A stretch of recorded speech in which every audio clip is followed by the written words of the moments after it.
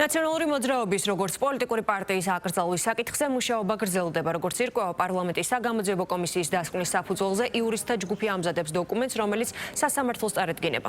როგორც პარლამენტის ვიცე-სპიკერმა და კომისიის ხელმძღვანელმა განაცხადა, დოკუმენტი ფაქტებზე დაყრდნობით შეიქმნება და არ შეეხება მხოლოდ ნაციონალური მოძრაობის აკრძალვას. სულუკიანის განმარტებით, პროცედურები შეიძლება გავრცელდეს იმ პოლიტიკურ სუბიექტებსა და პირებზეც, რომლებიც წარსულში ყოფილი ხელისუფლების საქმიანობაში მონაწილეობდნენ.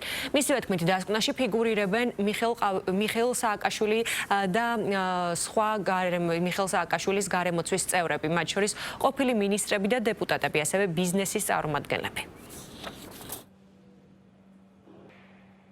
ეს ძალა, რომელიც მართავდა 9 წელი ჩვენს ქვეყანას და დღეს ოპოზიციაშია, აი ამ დასკვნით დასტურდება, რომ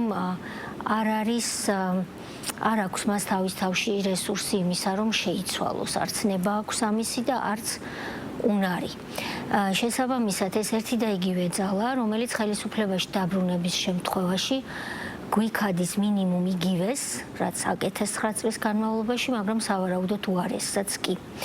სწორედ ამიტომ ამ დასკვნის საფუძველზე ჩვენმა საპარლამენტო უმრავლესობამ და ქართული მოაოცნებამ, როგორც პარტიამ, მიიღო გადაწყვეტილება, ეს თქვენ იცით, რომ ეს დასკვნა გახდეს საფუძველი საკონსტიტუციო სასამართლოში შესაბამისი სამართლებრივი პროცედურების წამოწყებისა, რომლის მიზანიც იქნება ნაციონალური მოძრაობის და მისი წევრების პოლიტიკური საქმიანობის აკრძალვა. ჩვენი გასაკეთებელი საქმე და მისია, რომ ჩვენ როდესაც მოგვიწევს ხელისუფლებიდან წასვლა არა 5 ოქტომბერს და დამხობის გზით, არამედ არჩევნების გზით, ამის დრო დადგება.